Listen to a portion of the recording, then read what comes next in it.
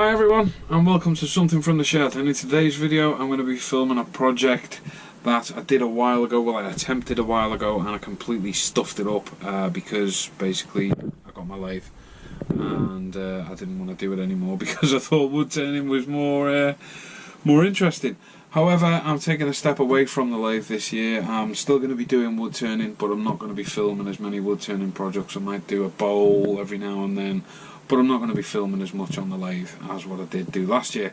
This year I'm going to be building a box out of this. This is a piece of oak. I'm not too sure whether it's English oak or what. I just know it's oak.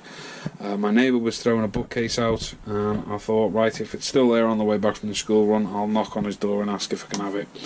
I knocked on his door, he said, yeah, by all means you can take it, so I finally come round to making something out of it. This is a box I got sent off a friend. I class him as my brother. He's a good guy, he's a cracking fella, but he's asked me to build him a nice little wooden box for this, and he's a metal worker, and this is a set of depth gauges, I think. He's had this for a very long time, and he's asked me to build him a new box for it, so I took on the challenge.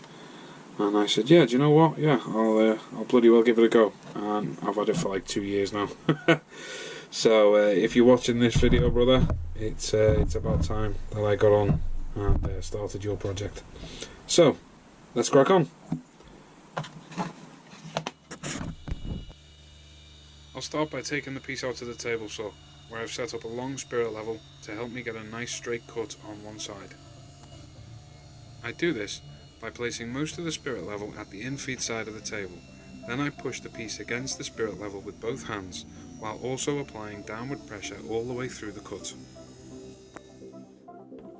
Now it's time for the cross cut. You can see me here checking that the blade is square and that the fence is square to the blade. Now I take the cut that I've just done on the table saw, place it against the fence, hold it firm and push it through the blade, giving me a nice square cut on two sides. Now I've brought the piece back in the workshop, set it on the workbench, and I've begun to get the pieces out to actually put on there, move around and find out where the best place for them would be. I ended up settling for this design, so I grabbed my square, placed it on the workpiece and drew a nice line to mark the edge of the box. It was now time to take the piece outside and get it through my thickness planer. But unfortunately, a few days earlier, this was my thickness planer, undergoing major surgery after 3 nails and a large knot destroyed the blades and got caught under the safety guard, morphing that out of place. But after giving it some tender love and care and spending about 2.5 hours putting it all back together, sharpening the blades, it now works like a dream. Time to test it out. Just look at those shavings. That was a great sight to see, and when I seen the workpiece come out, the quality of it was amazing. The piece was nice and flat, there were no gouges or tram lines, which telling me my efforts sharpening the blades were worth it.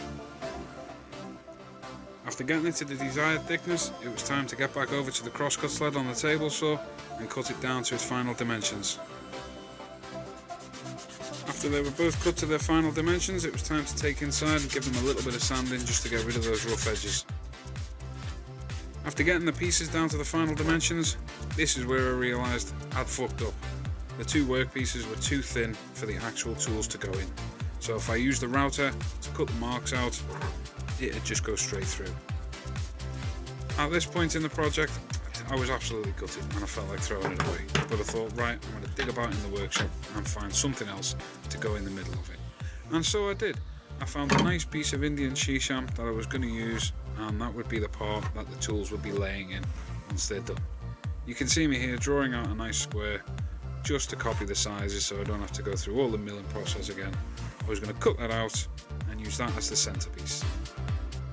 Since I'd already put my table saw away and it was coming to the end of the day, I just decided to use the handsaw, clamped it to the bench, got it over the edge just far enough and used the handsaw to cut the lines. I've decided that this is going to be the piece, it doesn't really matter which way I do it, that's going to be the bottom, like that. It's going to have the holes for the actual bits slats themselves routed out. So we'll have one there, one there, 3 depth gauge feelers, one there, one there. Well, we were doing it that way, weren't we? One there, one there, one there. And then we'll have the 2 spanners down the bottom. It's going to look something like that if I just pop the lid on there. So if I take these off a moment, because I do believe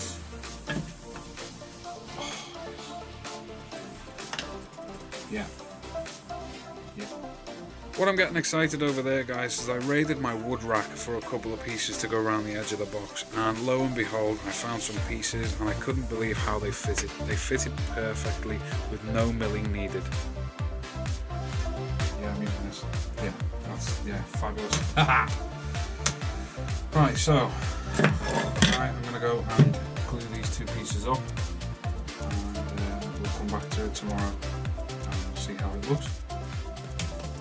So now it's time for the glue up. Squeeze loads of glue, spread it out, clamp it tight, and leave it overnight to set. I hope you've all enjoyed the project so far. This is episode 1 of a 3-episode series. I'll see you all on Wednesday for episode 2. Take care, bye bye for now.